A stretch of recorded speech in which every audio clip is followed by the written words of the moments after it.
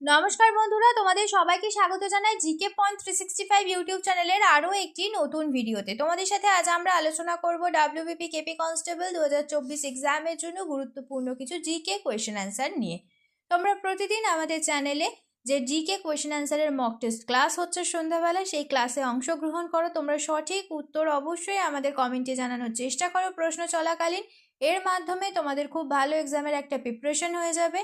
সেই সাথে তোমরা কে কত স্কোর করলে অবশ্যই তোমরা আমাদের কমেন্টে জানিও। তাহলে চলো আজকে ক্লাসটা আমরা স্টার্ট করি।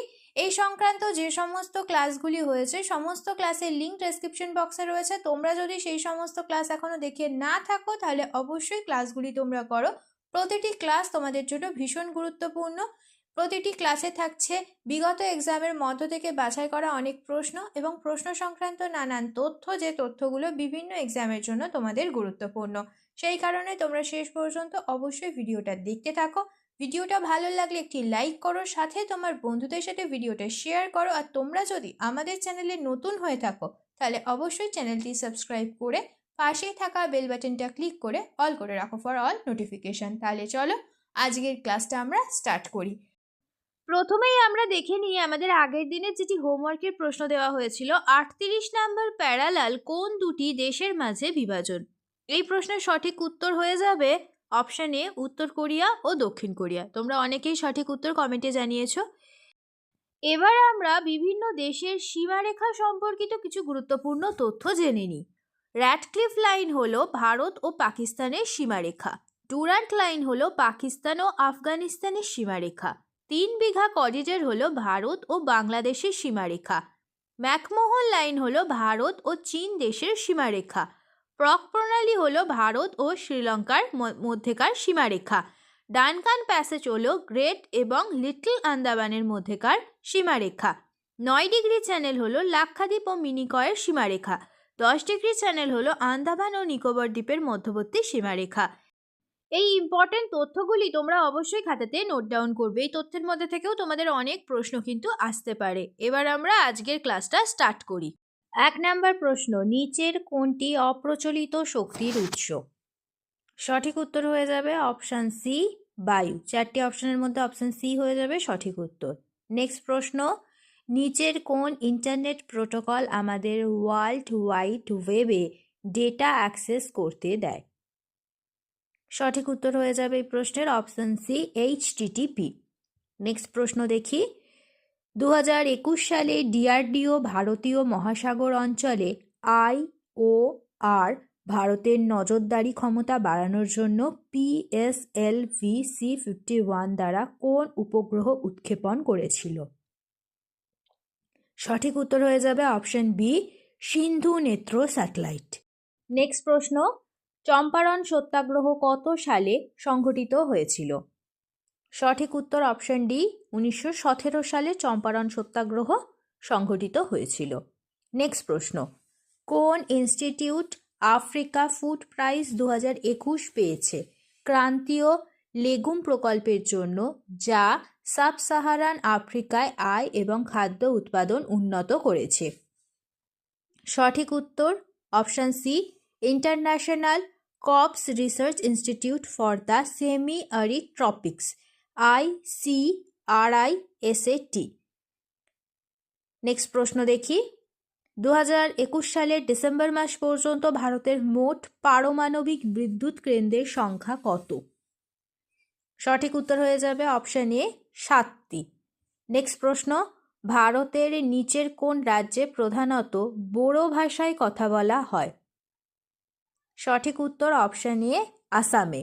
নেক্সট প্রশ্ন, নিচের কোন ব্যক্তিকে 2021 সালের জুন মাসে Central European University Open Society অ্যাওয়ার্ডের সর্বোচ্চ পুরস্কারে সম্মানিত করা হয়েছিল? সঠিক উত্তর হয়ে যাবে option D, K Shailaja. Next প্রশ্ন, ঊর্ধ্বপাতন কি? সঠিক উত্তর হয়ে যাবে অপশন ডি, কঠিন থেকে গ্যাস অবস্থায় পদার্থের সরাসরি পরিবর্তন হলো ঊর্ধ্বপাতন। নেক্সট প্রশ্ন, নিম্নলিখিত কোন ক্রান্তীয় ঘূর্ণিঝড়টি 2021 সালের মে মাসে ভারতের পশ্চিম উপকূলে আঘাত হেনেছিল?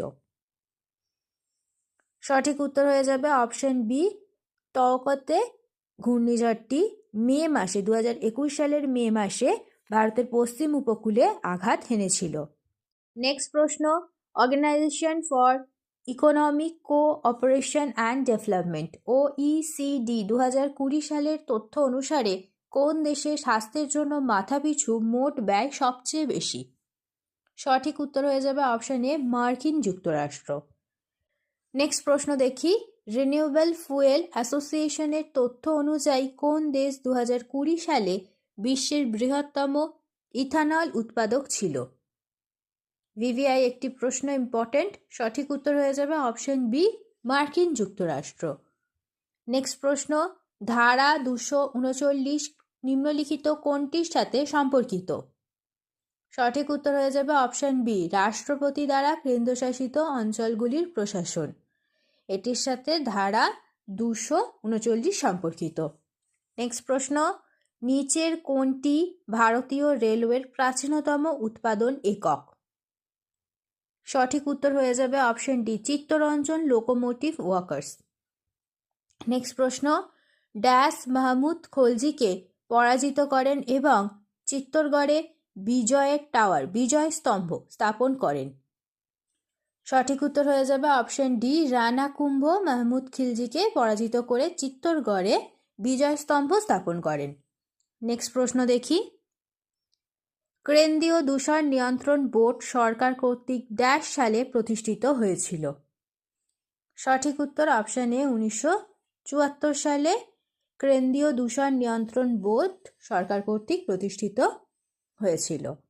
নেক্সট প্রশ্ন, জেন্ডার লিডারশিপ এবং ইম্প্যাক্ট বিভাগের অধীনে 2021 সালের ফেব্রুয়ারিতে সম্মিলিত জাতিপুঞ্জের এশিয়া এনভায়রনমেন্টাল এনফোর্সমেন্ট অ্যাওয়ার্ডে ভূষিত হওয়া ভারতের প্রথম কর্মকর্তা কে? সঠিক উত্তর হয়ে যাবে অপশন বি, সুস্মিতা লেনকা। নেক্সট প্রশ্ন দেখি, নিচের কোন উৎসেচকটি রাইস ব্র্যান তেলের স্থিতিশীলতায় ব্যবহৃত হয়? সঠিক উত্তর হয়ে যাবে অপশন সি, লাইপেজ। নেক্সট প্রশ্ন, মৌলিক কর্তব্যগুলি ভারতের সংবিধানে ড্যাশ সালে যোগ করা হয়েছিল? সঠিক উত্তর হয়ে যাবে অপশন ডি, 1976 সালে। নেক্সট প্রশ্ন, বৈষ্ণব ধর্মে কতজন অবতার বা দেবতার অবতার স্বীকৃত ছিল? সঠিক উত্তর হয়ে যাবে অপশন ডি, 10 জন। নেক্সট প্রশ্ন, ড্যাশ হলো একটি উচ্চতর আদালত কর্তৃক দায়িত্ব পালন না করে থাকলে অধস্তন আদালত বা বিচার সভা বা সরকারি কর্তৃপক্ষকে দেওয়া একটি আদেশ বা নির্দেশ। সঠিক উত্তর হয়ে যাবে অপশন বি, মান্দামুস। নেক্সট প্রশ্ন দেখি, ভারতের প্রথম শিল্পনীতি সংকল্প ড্যাশ সালে ঘোষণা করা হয়েছিল? সঠিক উত্তর অপশন সি, 1948 সালে ভারতের প্রথম শিল্পনীতি সংকল্প ঘোষণা করা হয়েছিল। নেক্সট প্রশ্ন, নিচের কোনটির 4 প্রকোষ্ঠ বিশিষ্ট হৃৎপিণ্ড রয়েছে? সঠিক উত্তর হয়ে যাবে অপশন এ, ময়ূরের। নেক্সট প্রশ্ন, মাছের ব্যবহার বাড়ানোর জন্য কোন রাজ্যে 21শে নভেম্বর 2020-তে অ্যাকোয়া বাজার এবং অ্যাকোয়া হাব প্রকল্পের উদ্বোধন করা হয়েছিল? এই প্রশ্নটি আজ তোমাদের জন্য হোমওয়ার্কের প্রশ্ন। দেখো, নিচে 4টি অপশন দেওয়া রয়েছে। Option A Andhra Pradesh, option B Kerala, option C Paschimbanga, option D Goa. তো 4টি অপশনের মধ্যে কোনটি সঠিক উত্তর হয়ে যাবে তোমরা অবশ্যই আমাদের কমেন্টে জানাবে। শেষ হলো আজকের ভিডিও। আজকের পর্বে আমরা আলোচনা করলাম ডাব্লিউবিপি কেপি কনস্টেবল এক্সামের জন্য গুরুত্বপূর্ণ কিছু জেনারেল নলেজ কোয়েশ্চেন অ্যান্সার নিয়ে। প্রত্যেকটি প্রশ্নই কিন্তু তোমাদের জন্য সমান গুরুত্বপূর্ণ, সেই কারণে একটু স্কিপ না করে তোমরা শেষ পর্যন্ত ভিডিওটা দেখতে থাকো। প্রত্যেকটা প্রশ্ন কিন্তু তোমাদের জন্য ভীষণই গুরুত্বপূর্ণ। ভিডিওটা শেষ পর্যন্ত দেখো। ভিডিওটা যদি ভালো লাগে তাহলে অবশ্যই একটা লাইক করো, সাথে তোমার বন্ধুদের সাথে এই ভিডিওটা শেয়ার করো এবং আমাদের কমেন্টে জানাও ভিডিওটা তোমাদের কেমন লাগলো আর তোমরা নতুন কোন স্ট্যাটিক জিকের ওপর ভিডিও দেখতে চাইছো। আমরা সেই টপিকের ওপর খুব তাড়াতাড়ি তোমাদের জন্য ভিডিও নিয়ে আসবো। তাহলে ততদিন তোমরা আমাদের প্রত্যেকটি ভিডিও এইভাবে দেখতে থাকো, এক্সামের জন্য ভালোভাবে প্রিপারেশন নিতে থাকো। ধন্যবাদ।